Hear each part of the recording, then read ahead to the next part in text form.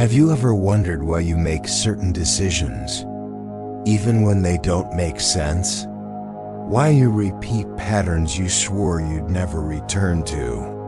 Why some choices feel familiar, as if they were made for you long before you ever made them yourself? There are invisible forces shaping your life. Old stories, hidden fears, forgotten memories, ancient instincts, pulling you quietly in directions you don't always understand.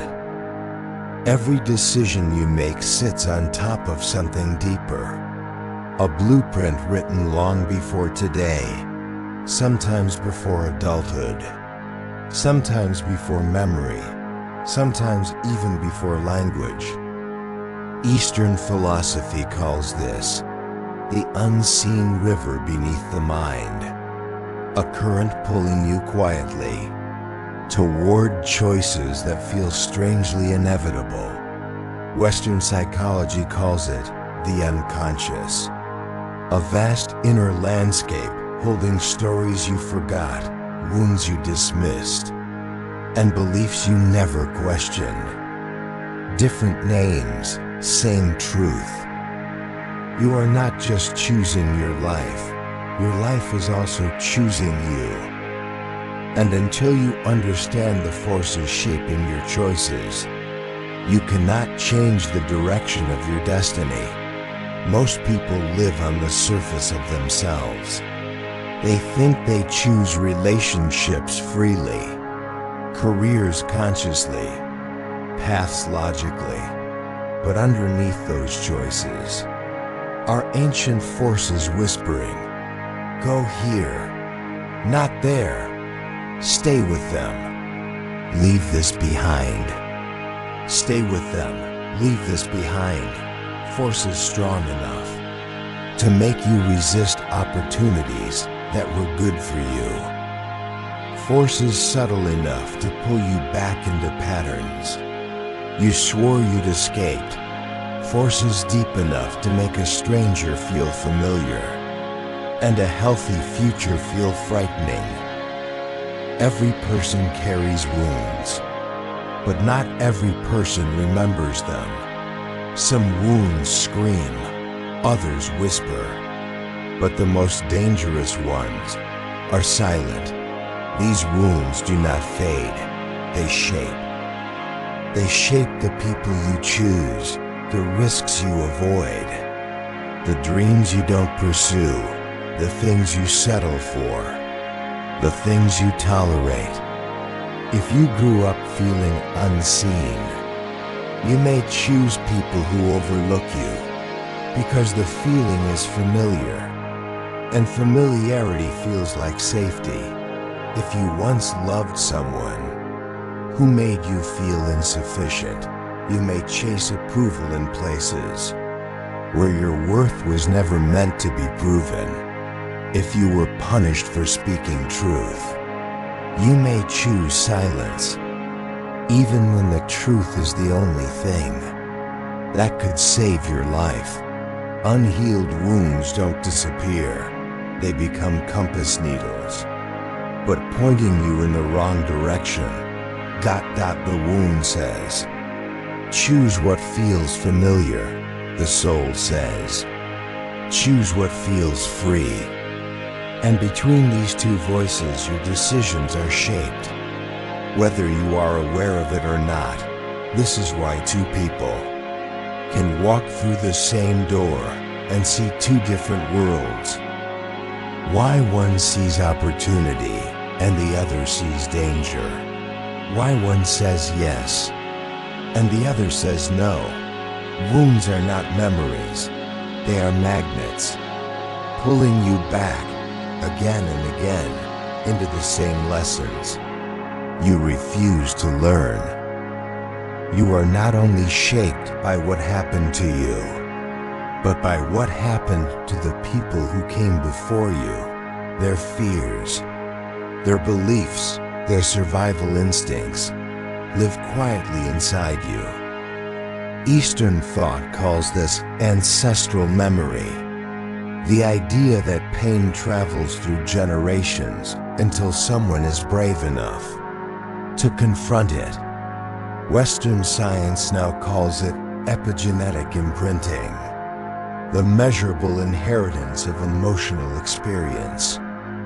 If your ancestors survived hardship, you may carry caution in your blood. If they lived under judgment, you may fear being seen. If they were taught to stay small, you may hesitate to grow. These stories were never yours, yet they guide your choices if they were. You might fear success because your lineage associated success with danger, jealousy, loss, or exile. Jealousy, loss, or exile. You might chase perfection because someone before you was punished for imperfection. You might avoid conflict because conflict once meant violence, rejection, or abandonment in your family line.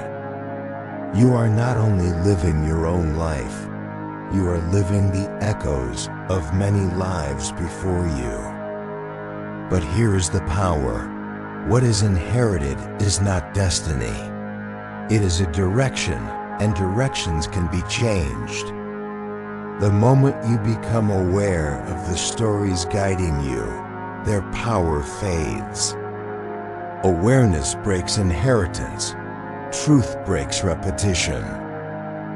Fear shapes more decisions than logic ever will. Fear keeps you in the wrong relationships. Fear keeps you in the wrong career. Fear keeps you in the wrong version of yourself. Some fears are obvious. Fear of failure, fear of rejection, fear of loss. But the most powerful fears hide beneath the surface. Fear of success, because success demands responsibility. Fear of being seen, because being seen invites judgment. Fear of choosing differently, because it makes you accountable for the life you want. Fear is not a wall, it is a mirror. It shows you the exact place your inner compass wants to grow. But fear's job is to keep you small, so you don't have to face transformation. Fear says, stay here.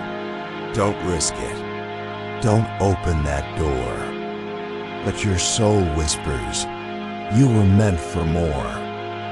Often, your decisions are not shaped by what you want, but by what you fear losing.